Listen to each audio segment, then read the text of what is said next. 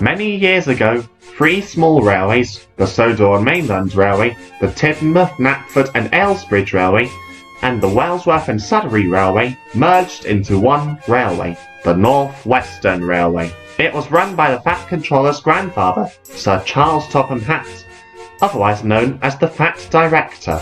This change came with some considerable expansion of the line, and to help build and run it, new engines were brought in, such as Thomas, Edward, Henry and Gordon.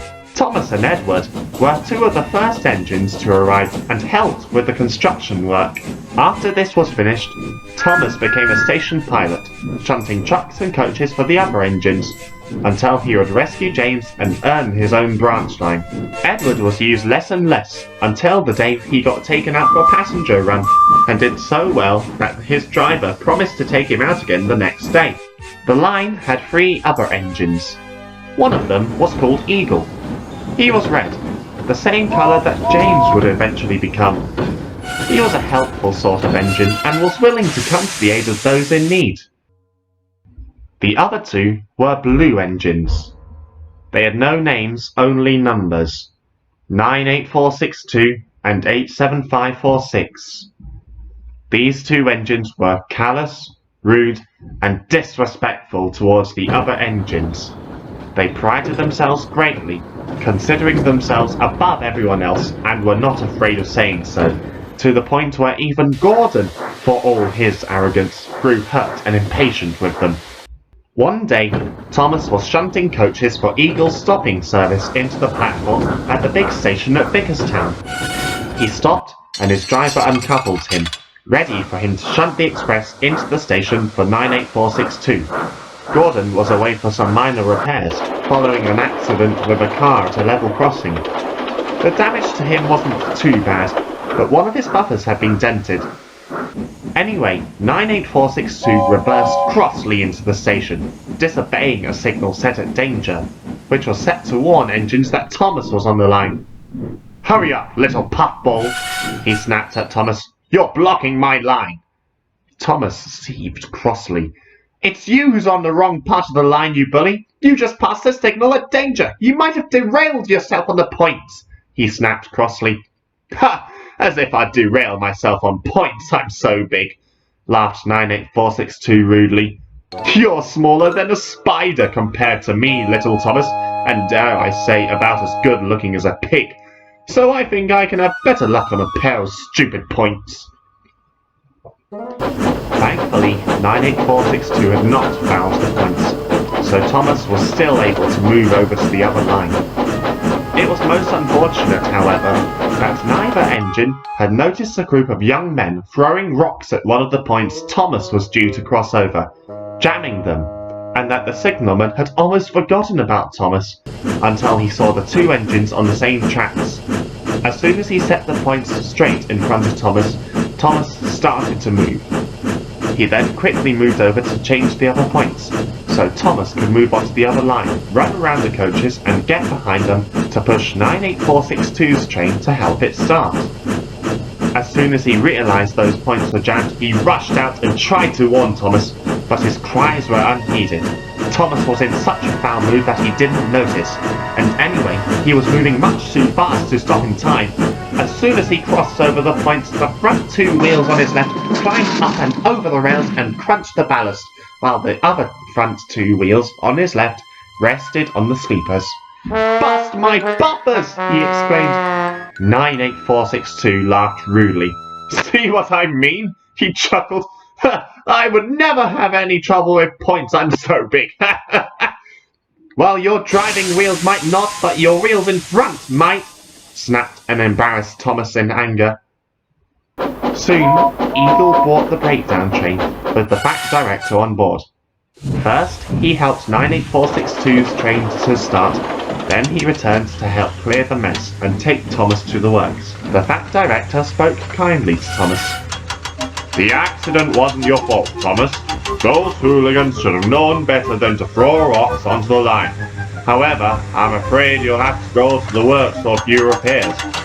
Eagle will take over your work, and Edward will, I'm sure, be willing to help with Eagle's trains." "Thank you, sir," Thomas said sadly. Thomas was loaded onto a flatbed and Eagle took him to the works. "Cheer up, Thomas," encouraged Eagle. "The accident could have been worse after all." Thomas sighed. "It's not that, Eagle. It's 98462.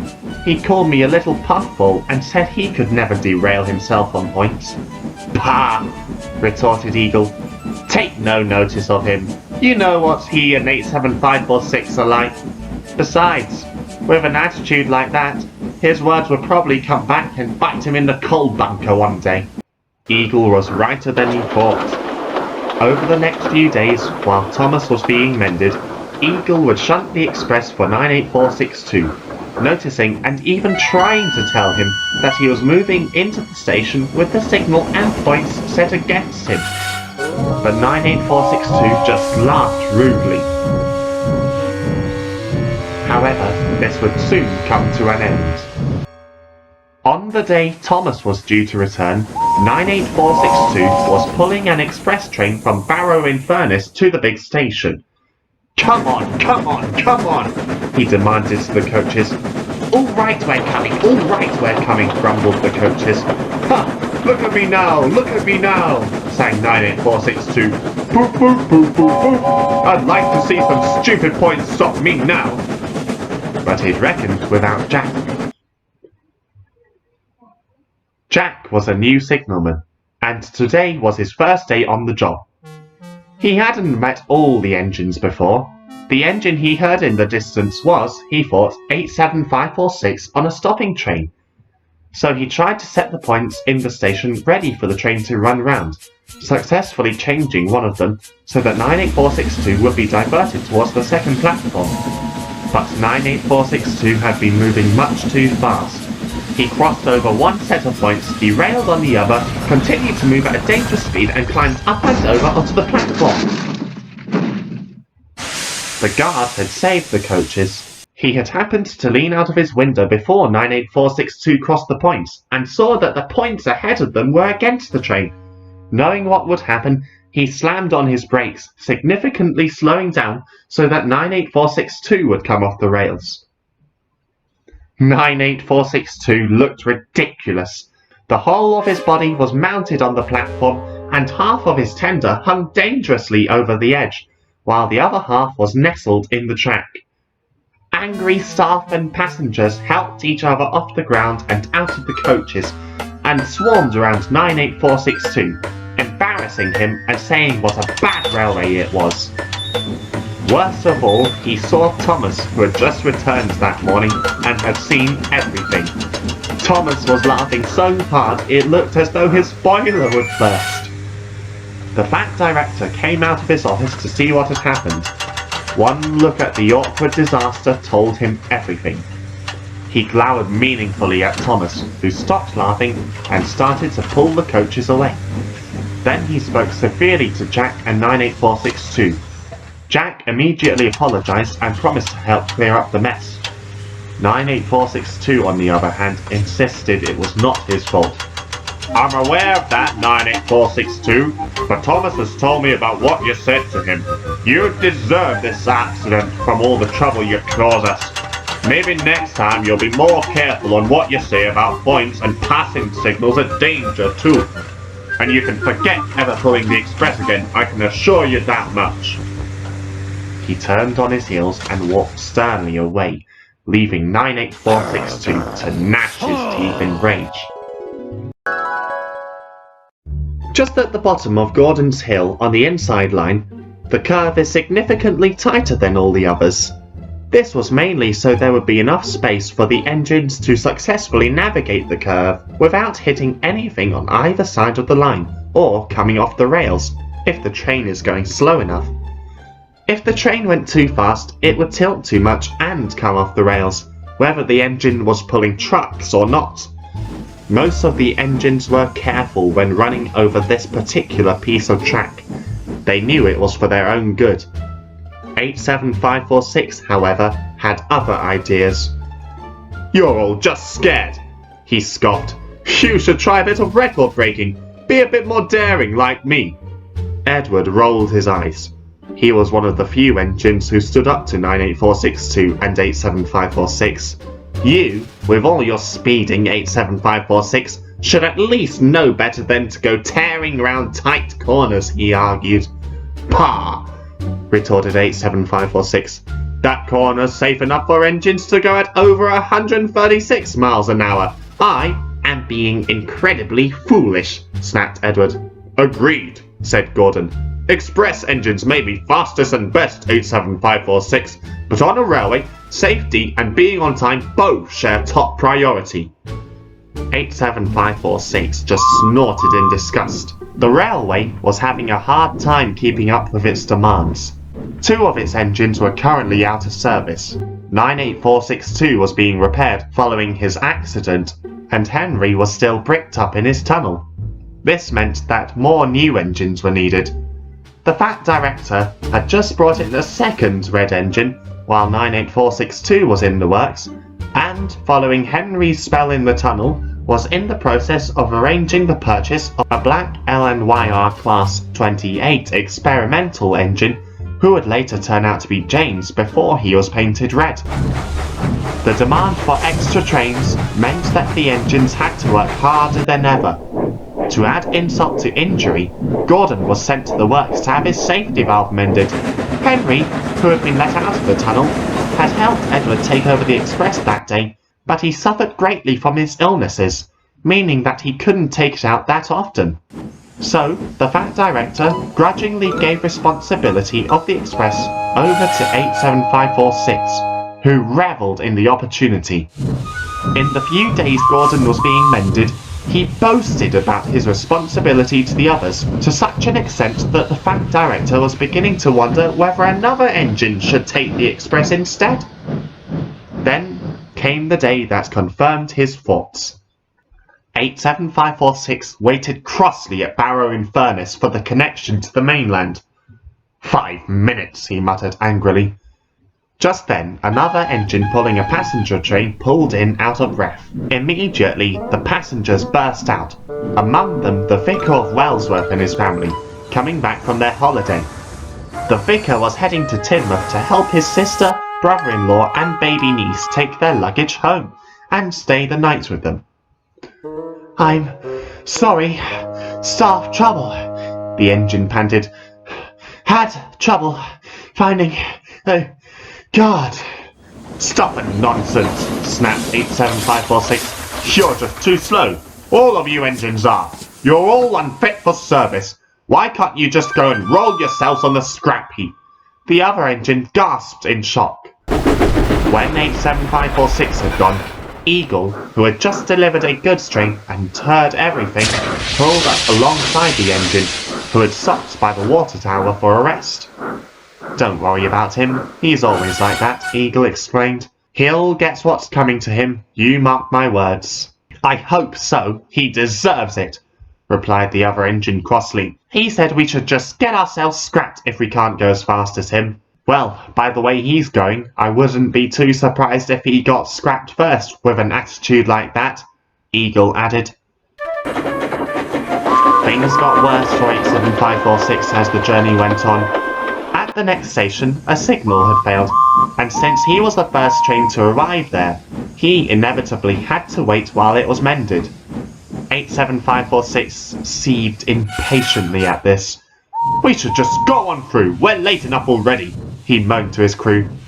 No one can say we disagree with you, said his driver, who personally wanted to finish the journey, if only to get home and away from his disrespectful engine. But it's orders. Pah, you're just a goody two-shoes, too afraid to take a few tiny risks, said 87546. We'd be able to puff safely through the whole line if you weren't such a coward. I'd rather be a coward than a reckless piece of scrap, the driver muttered to the fireman, who solemnly agreed with him. Half an hour later, amidst the complaints of the passengers, not helped by 87546 insults, the workmen had fixed the signal. By then, some of the passengers had decided they had had enough and had left the express. Some exchanged their tickets and caught another passenger train on the other line, which was hauled by Edward. Others refunded their tickets and either caught the bus or walked home. This made 87546 crosser and crosser. When the guard blew his whistle, 87546 started almost immediately jerking the couplings on his coaches. "Ow, ow, ow!" they screamed. "We don't like that, we don't like that, we don't like that." Every wise engine knows never to bump coaches, or else they will pay them out. "Shut up and get moving," snapped 87546, utterly incensed with rage. "We're late enough as it is." "I don't think I like where this is going," groaned the driver. "Why is that?" asked the fireman. "Because of a story I heard about an engine who wouldn't stop no matter what," the driver replied. "I used to work on the Mid-Sodal Railway, and I heard a story about an engine called Albert. He was a horrible engine and thought he knew better than anyone, including the manager. He tried to rush his work and ended up running dry, using up all his water. He got scrapped as a result, and well, by the way 87546 is going, I wouldn't be surprised if something bad did happen." The driver was right. They were climbing up Gordon's Hill when 87546 started to pick up speed. Since his train was now half empty, he didn't need a banker as much. He was also a strong engine, built as an experimental prototype to pull heavier loads than engines like 98462. The driver, expecting the worst, fought for control. What made matters worse was that they were on the down line, the same line as the sharp corner on the other side. When 87546 saw the curve ahead of him, he realised his mistake and tried to stop, but the force of the coaches only made him go faster. They decided to take him out, and they were pushing him down the hill. The driver fought to reduce speed, but they were still going much too fast. Acting quickly, he and the fireman jumped clear and the guard slammed on his brakes, while 87546 just shut his eyes. The front half of the train tilted to one side, hitting the ground with a sickening thud. The second stopped with such a jolt that the coach, who was now at the front, suddenly found itself resting in between the sleepers and the ballast, with a rail running right underneath her. Edward, who was the banker at the time, rolled up alongside the wreckage. It was worse than he thought. 87546 was blocking two lines.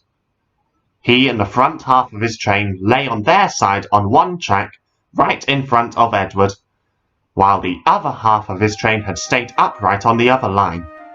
A crowd of passengers had gathered around the train. Some of them were groaning. Their faces suggested they had been hurt. Then Edward saw one of the passengers being carried on a stretcher. He heard Gordon's whistle in the distance, and the big engine puffed up the hill behind him. He replied with 3 blasts. "Stop, Gordon!" he called. Fortunately, the signalman had been told of the accident. He set all the signals in the area to danger and told Gordon to proceed with caution and be prepared to stop when needed. Gordon had needed to stop anyway for a banker. He opened his mouth to demand why such an important engine needed to stop.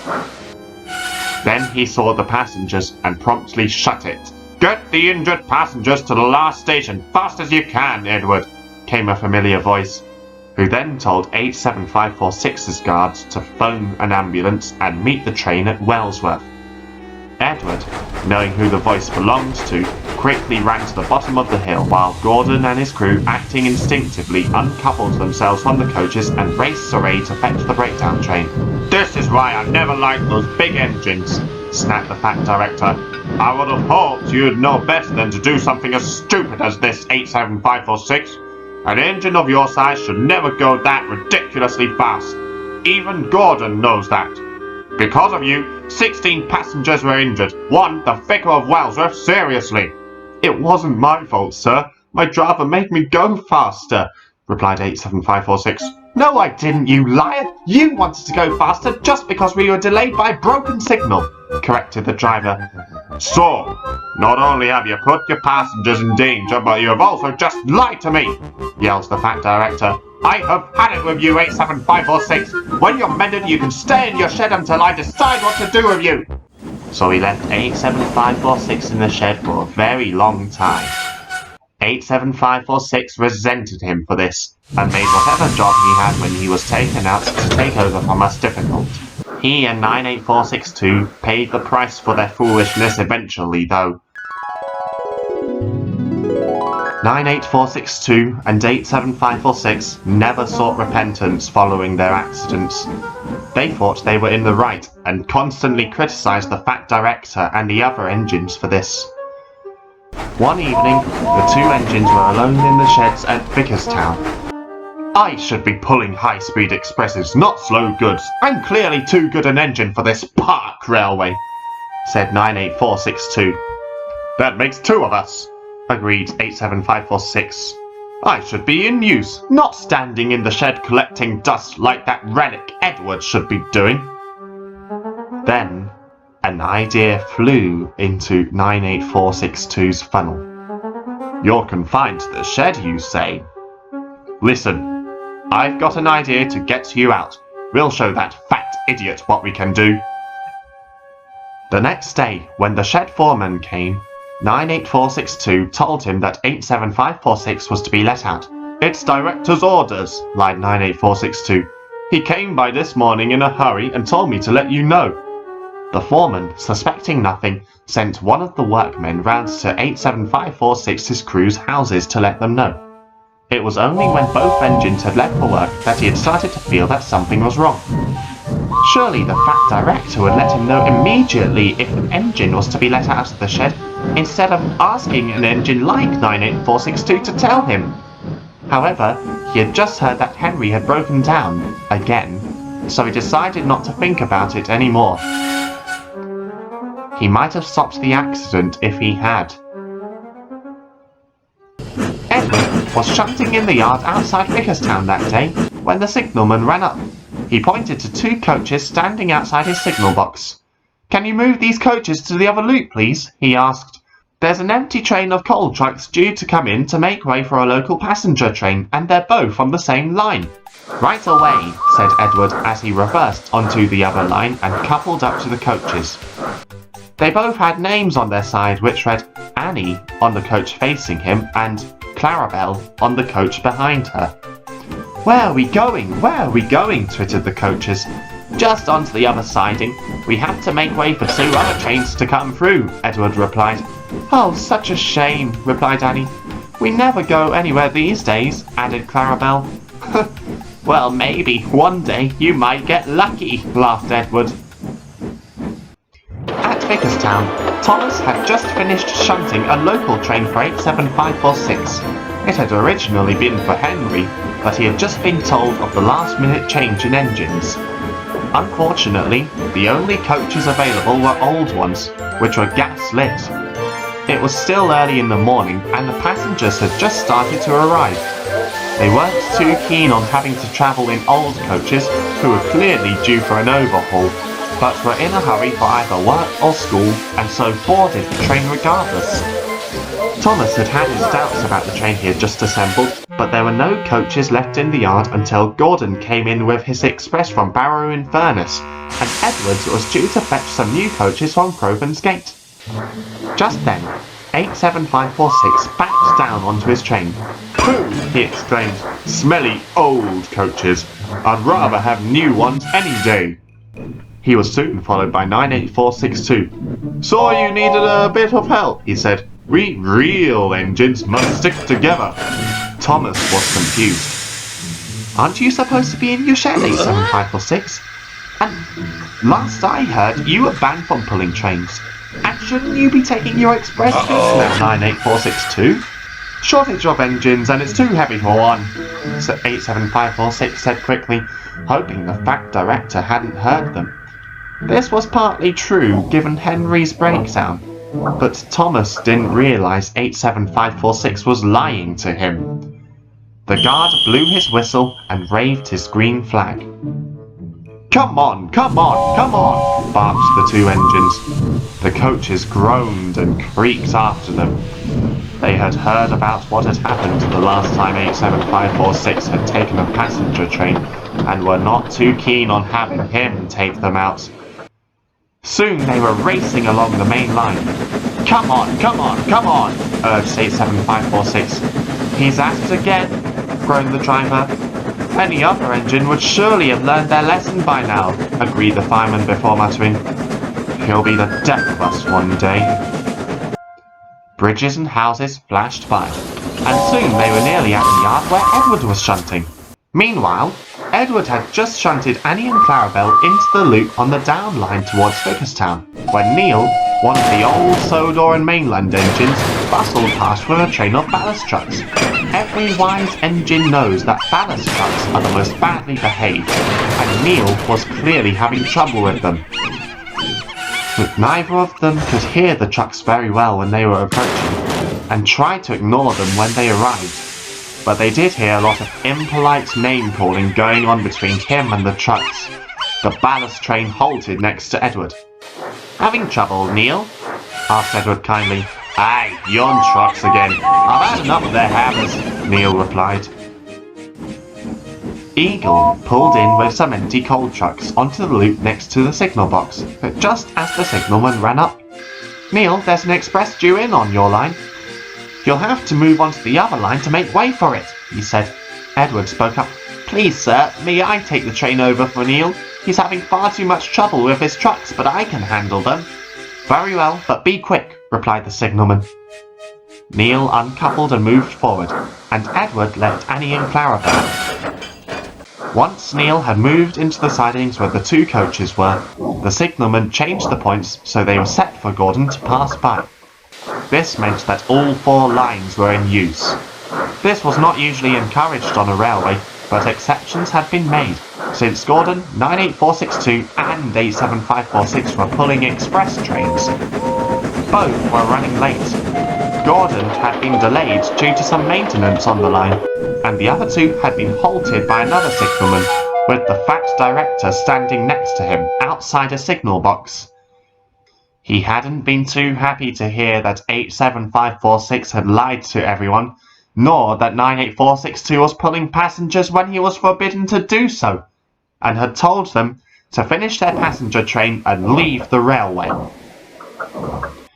The routine was that one engine would be shunted onto one line to make way for a late train to run through, and then, while a third train had been halted, move onto another line once it was clear. This would ensure a clear line for the third train. While it would cause some delays, it was the only safe thing to do in this situation. The trouble was, at that same time, the signalman had gone off duty, and another signalman had taken over. This signalman suffered from short-term memory loss, meaning that he soon forgot about Neil's goods train. So he set the line for all clear for 98462 and 87546, who were tearing along the line. Edward, Eagle, and Neil heard 87546's whistle in the distance. By then, it was much too late. Immediately, Annie, Clarabelle, and the engines went into a panic. The points were set against Edward and the coaches, so they couldn't move, and no one knew that Gordon had been delayed by a last-minute passenger. Eagle was blocked by Edward, who tried to reverse in his right, but the ballast trucks had slipped their brakes on accidentally on purpose. "Push! Push! Push!" they cried to each other, holding the whole train in one place. "No, no!" everyone cried. "There's another train coming through!" The trucks either ignored their cries or decided to keep the train at a standstill because another train was approaching.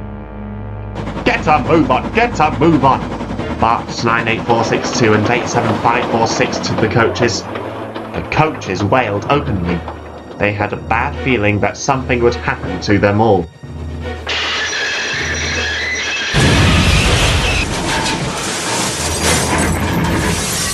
The scraping of metal against metal could be heard from miles around, as could an almighty crash. Eagle, Edward, and Neil opened their eyes in just enough time to see what was left of 98462 and 87546's train strewn across Edward's and Gordon's line. They quickly shut them again as Gordon raced through, hit the wreckage and derailed, himself and his coaches scraping Annie and Clarabelle's paint, while the passengers screamed in panic. Worse followed. A faint, burning smell could be smelt everywhere, and soon the yard was in a raging inferno. Screams were heard as passengers trapped in the flames tried to escape but failed. Edward slowly opened his eyes and saw 98462's face, pleading in desperation, begging Edward to save him. Edward looked at him sadly and said, "I'm sorry. There's nothing anyone can do." There was nothing else he could say. "It was the worst accident this railway has ever had," Edward concluded gravely.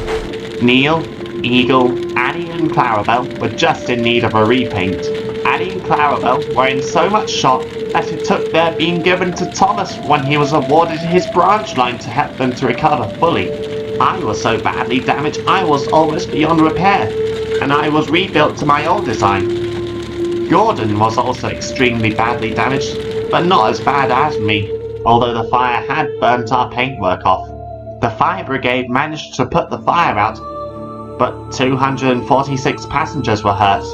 The worst thing was that 226 passengers died in that terrible accident. Over 80 of them were so badly burnt that their bodies were unrecognizable, and most of them had been in the stopping train. It eventually also turned out that the impact had broken the couplings on some of the coaches at the end of the train, and those coaches just rolled in the opposite direction. Thomas took them back to the big station, while another engine helped clear up the mess.